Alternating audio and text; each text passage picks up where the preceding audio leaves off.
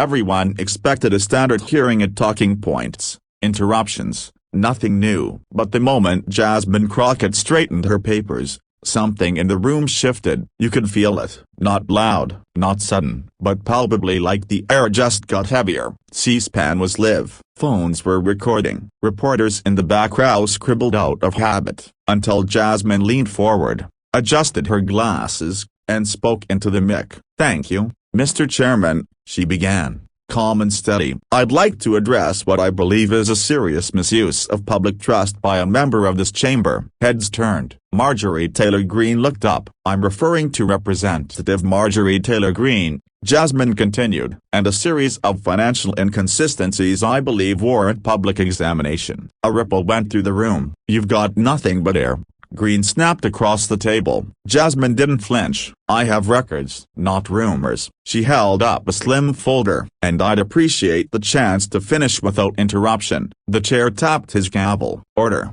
Let the representative continue." Jasmine flipped the first page. According to FEC records, nearly $130,000 in campaign funds were sent to a consulting firm called Oak Star Strategies, a firm with no physical address. Greene shifted. "That's a legitimate firm and you know it." "No, I don't," Jasmine replied. "After 3 calls, 2 disconnected numbers, and a FOIA request, I still haven't found a single human being linked to it." That was the moment the tone changed. Staffers were now whispering, one furiously typing into their tablet. Camera operators leaned in. The tweets began. Jasmine didn't stop. "There's a reimbursement request for a trip to Coeur d'Alene, Idaho. 3 nights, 5-star lodging, private flights. Filed under a strategy sessions." "You're twisting facts," Greene snapped. "That trip was cleared. I have the flight logs." "Marjorie," Jasmine interrupted, gently, "would you like me to read them?" The tension turned solid. She paused, then calmly continued. "If the American people are funding luxury travel for private deals, they deserve to know. If someone is lying about how their money's being spent, it's our duty to speak up." Greene raised her voice. "This is a witch hunt." "Then you shouldn't be scared of the truth." The air crackled. This wasn't theater anymore. It was exposure. Jasmine turned the next page. Slowly. "This isn't just about trips or donations. It's about what's said behind closed doors. I have transcripts." That word hit like a punch. Greene's jaw clenched. "Transcripts of what?"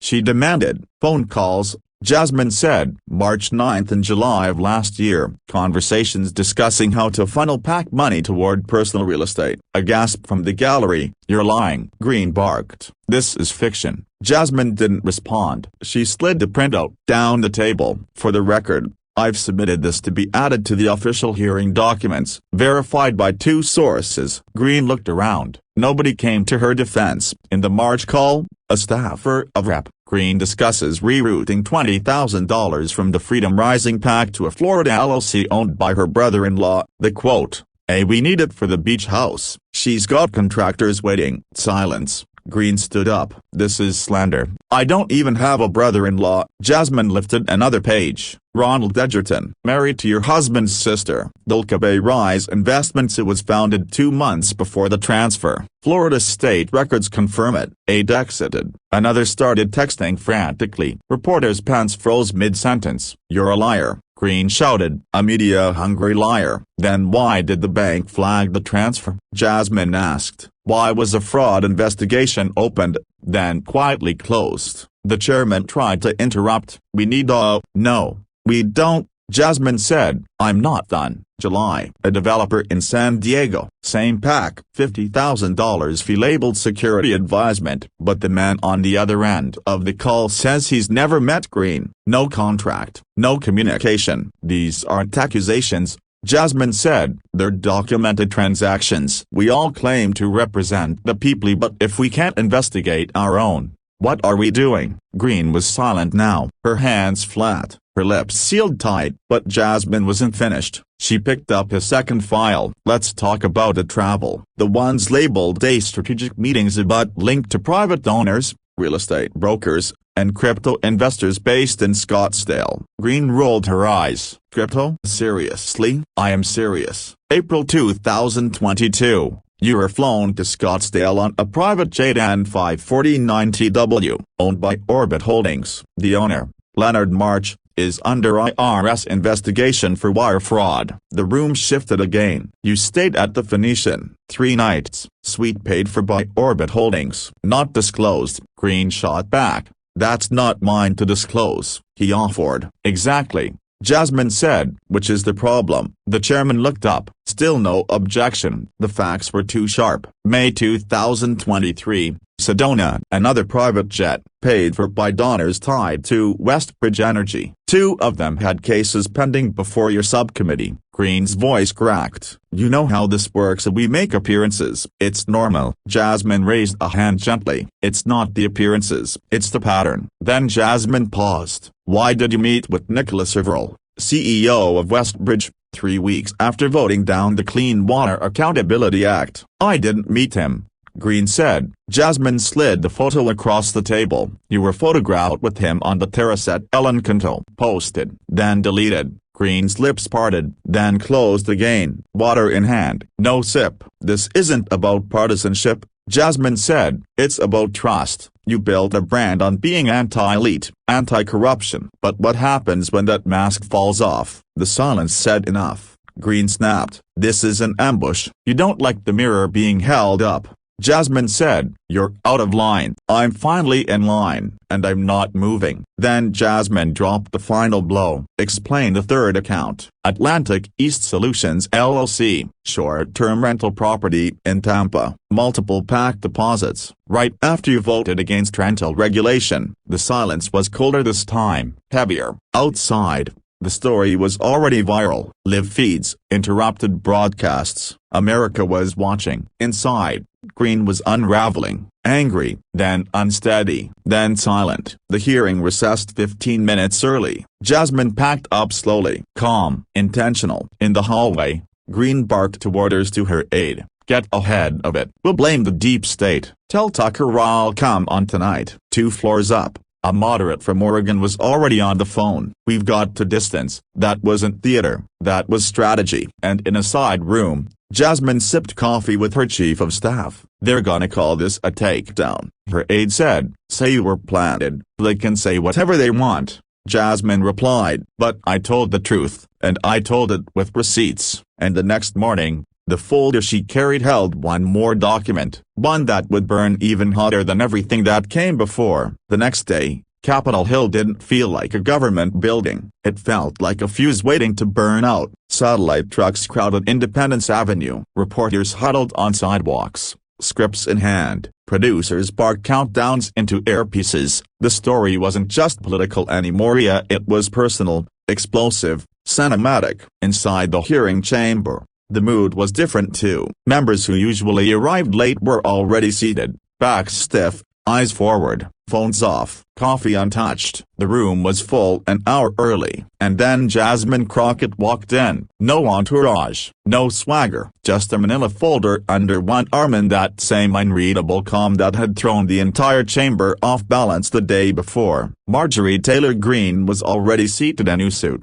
heavy makeup, a face carved in ice. She hadn't said a word publicly since her meltdown. But today, her eyes followed Jasmine like crosshairs. The chairman gavelled in. Representative Crockett, you may proceed. Jasmine stood slowly. Thank you, Mr. Chairman. Yesterday, I presented verified documents regarding campaign misappropriations, unreported gifts, and ethics violations. Today, I'm submitting one final item. She laid the manila folder flat on the table, unsnapped it. This, she said, holding up a stapled document with 2 bold letterheads, is a draft agreement between Representative Greene and Ridge Hill Partners, a Nevada-based investment group.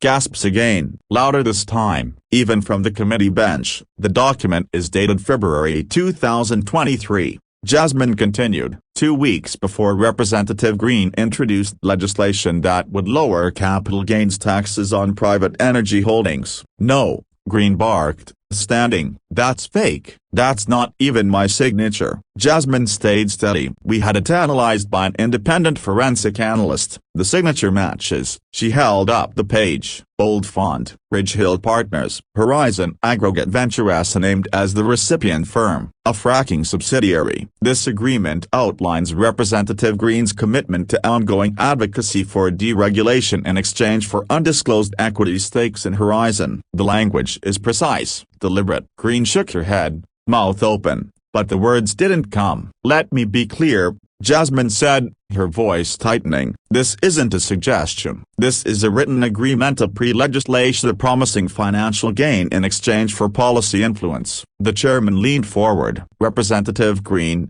do you wish to respond?" She hesitated. This is deep fake nonsense," she muttered. "Planted. I don't even know those people." Jasmine nodded once. "Then perhaps you can explain the $12,000 wire transfer made to a Ridge Hill intermediary account the following month, from a fund listed under your husband's construction business." A beat. Greene blinked. "I don't handle his business," she said, voice thinner now. "You signed the wire authorization," Jasmine replied, sliding a copy down the table. A reporter in the gallery stood to text. Another whispered, "Oh my God." Greene tried to push back. "This is a personal attack. This is lawfare," but it didn't land the same way. "Not today. Not after the documents, the plain logs, the LOCs, the recordings." Jasmine turned to the chairman. "Mr. Chairman, I formally move that the Oversight Committee open a full ethics investigation into Representative Greene's financial conduct and legislative activities as outlined in the documents submitted."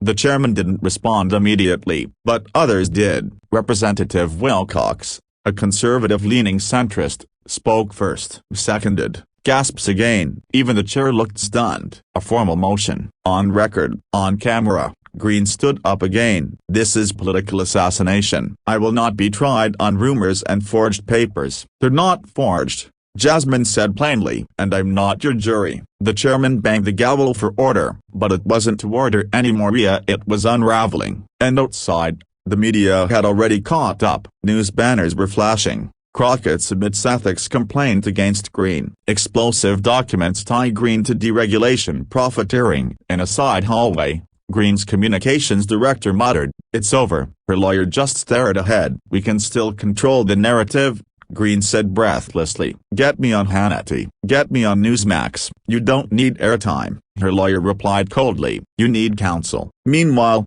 Jasmine sat in her office, the door closed, coffee cold. Her chief of staff read a dozen voicemails off her phone. Cable anchors, print reporters, even a late-night producer. "They're calling it historic," her aide said. "They want you on every screen tonight." Jasmine shook her head. "Not yet." "Why not?" "You've got the floor. You've got the proof." She looked out the window, quiet for a long moment. "Because I didn't come here to go viral," she said. "I came here to clean house." Back in the committee chamber, Greene stayed seated long after the hearing adjourned. Everyone else had cleared out. Only the camera lights remained. She picked up one of the papers Jasmine had submitted and stared at it. It had her name, her signature, her timeline, and it was all public now.